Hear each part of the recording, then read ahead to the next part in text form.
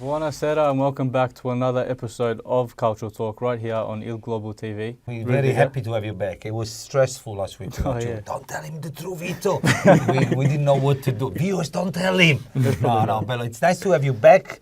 You know, it's sad not having you because I've done all my TV, podcasts and everything always shoulder to shoulder with you. True. It was strange for me just having Vito, which is no offense. I like it. All right, guys, I tried to postpone at this moment the whole episode, if you notice. I tried to do a joke here and there to make sure that the time flies. There's not enough time. I'm going to say cut. We can't talk, but unfortunately, guys, I give up on him after the Fiorentina game. Probably the worst Napoli of the De Laurentiis era that I can remember, even worse than when we had Donadoni, and that takes a lot. You know, worse than Gattuso. At least with Gattuso, you can hear Gattuso screaming, and attacking-wise, Napoli was trying. Defensive-wise was bad. But with Garcia, guys, first of all, Garcia on his, is on his way out, to sliding door at Napoli. Garcia out to coming in. Now, I have to say, it's not been officialized yet as we recording the show, but it's pretty much 99% sure. Garcia is already back in France, flew to Nizza. Napoli is waiting to sign up the agreement with the coming coach to announce that Garcia is not the coach anymore. Rumors are there is 4 names, actually 3 names, 2 are brothers, and I will give you percentage in a minute. I did run at a pool online, and I'll tell you the preference, but what did you make of the Garcia, guys? I probably have, you know what? When Napoli signed up Garcia, I was okay with him because I think, out of probably the only option available. And then he comes out that he was the 3rd, 4th coach. Everybody also said no to Napoli. What are you making out of Garcia? You watched Napoli play. Yeah, to be honest, even from the start, I was never convinced. I thought he's not the man for the job. And, I remember you said that. Yeah, and then after obviously watching Napoli play, the decisions that he makes for me, that's the main thing. It's not that, the style of play, not great, not what we're used to, but the subs and the decisions he makes are just so left field and just, I don't know. It to me looks like almost somebody that wants to try to upset the fan, the players, and the president, and wants to get sacked. I don't understand because there's no explanation. No. Vito, did you watch any Napoli game recently? Not the last 2 competitive games, but I think compared to last season, only in a couple of games we really saw the Napoli of last season where they had the good balance in defense and attack, beautiful on the ball, scored some lovely goals and won comfortably.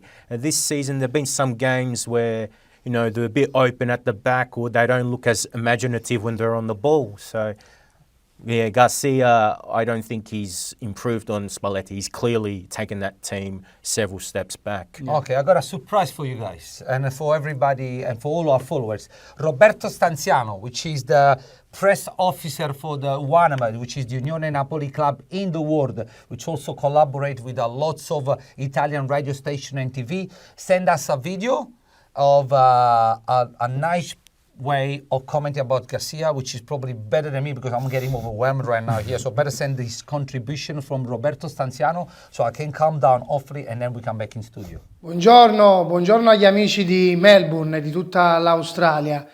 La situazione Garcia è arrivata quasi al capolinea.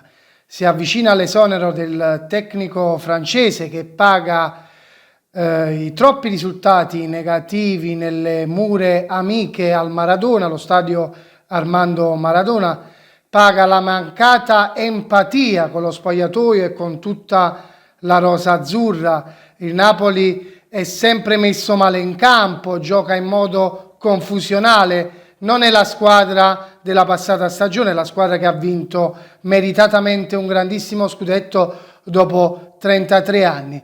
Le alternative attualmente quali sono? Si parla di Igor Tudor, ex tecnico dell'Olympique Marsiglia che ha portato in Champions League. Si parla di Fabio Cannavaro, ex giocatore, pallone d'oro, ex capitano della nazionale, ex Juve, Inter, Napoli. E si parla di Walter Mazzarri, ex tecnico del Napoli degli anni passati, con cui il Napoli ha fatto delle grandi stagioni. Vedremo l'evolversi della situazione. È previsto un incontro a Roma in questa mattinata negli uffici della Filmauro con gli agenti di Igor Tudor. Vedremo le scelte della società di Aurelio De Laurentiis. Intanto l'esonero non è ancora ufficiale di Rudi Garcia. Aspetteremo in questa giornata molto decisiva per le sorti del calcio Napoli. Ciao! Roberto, thank you very much. Looking forward to it from you. So to top it up, what Roberto said, the question mark is who's next?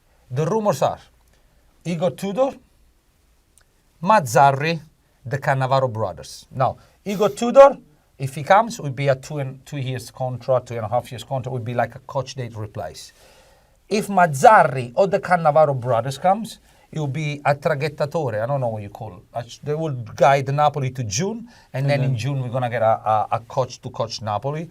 To be fair, I fear just the idea of the two Cannavaro brothers coaching Napoli. I don't think that's I enough. think they were on the stands just because the core from De Laurentiis, he's a smart guy. You know, he knows that he stuffed it up with his decision, so he said, I better this time have a decor. So let's be realistic. Who's unemployed right now, and who can bring something to Napoli? I think Tudor is probably the name that sparked something for me from that list. I think he could probably come in and do the job. He's definitely, like we said off air as well, might change the formation, might try something new, but he's very adaptive, like you mentioned, which is probably what Napoli need now, to get rid of that staleness. They can be free and be creative again. So I think out of those names, he's probably the man for the job. Yeah, I definitely agree with that. Quick thing on the other two candidates. I don't think they would add much as interim managers. And I think with Mazzarri's time, that was 10 years ago. Yeah. The memories of Cavani, Lamezia Hamsik, you know.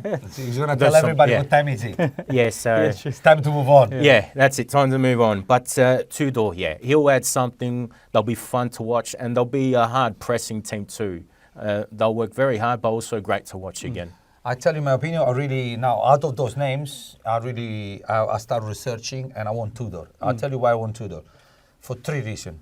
Tudor, it's not one of those cult coach that has got his formation, his tactical style, and that's it, and what he does, which is great because you need to be adapted. You need to suit your team. You need to suit your position. You need to adjust during the game. I spoke with few people that were involved at Verona, and they told me, yeah, he is basic, play with 3 at the back, but that's not his formation. He's very open, and normally the same team, he wants the same team to play different formation. Like I said, if he's got an Osimhen available up front, he will try to utilize Osimhen. But if Osimhen is off, he will change his style to utilize the play, which is great. The second thing that I like from Tudor is not a coach that's been not coaching for the last 2 or 3 years, which Cannavaro, Mazzarri, and Garcia did. He's not coming from being sacked, but he left Marseille. Marcel, because he wasn't happy by the mercato. So it's a coach that doesn't care about the money. Any other coach will take and get sacked, we know. And the third and most important thing, he's got the mentality that regardless, in Napoli, you guys can hate us much, you want the Juventinis, whatever, but they have one thing, winning, it's everything that matters. And right now, we need to have somebody that goes back in the change room, because I truly believe that the players want Garcia out. They were playing just above to stay in not too far from the top. And you think about it, the Empoli game was another draw. That was a very unlucky that they scored a goal. The Napoli players play just, you could tell when they have substitution, the Garcia was talking to them, they go like, rolling their eyes. You could tell they did not like the coach. Yeah. No one liked the coach. The ambient, the media, no one helped the Garcia as well. You got to give some credit to him. So to me, Tudor will come, and it's the kind of person, because right now you need somebody that can come, get you by the shirt and put against the wall and wake you up. Because the risk we have now, that the momentum is dropped and the players just let it go. So that's the 3 reasons why I would like the Garcia. Now, quickly before we go, I done a sondaggio on my social media, and Tudor beats everybody by 80%. And then the 80% people choose to, out of 3. Man, I would like to talk to people that choose Cannavaro. You want to explain to me why? Those 20% divide between Mazzarri and Cannavaro. Guys, you must be no Napoli fan. Must be fans of other team that want Napoli to lose. Yeah, probably. Remember, if you watch this video to the end, subscribe, like, share, go online. Remember, you can watch Serie A and Serie B live and on demand on Bein Sport and Il Globo TV, all without subscription, one packaging. It's amazing. Nobody else can bring you that. And also, you watching us, you watch free highlights of Serie A, Serie B. Once again, no one can bring you that. Until next time, from Giacomo, Alessandro, Vito, ciao. Ciao, ciao.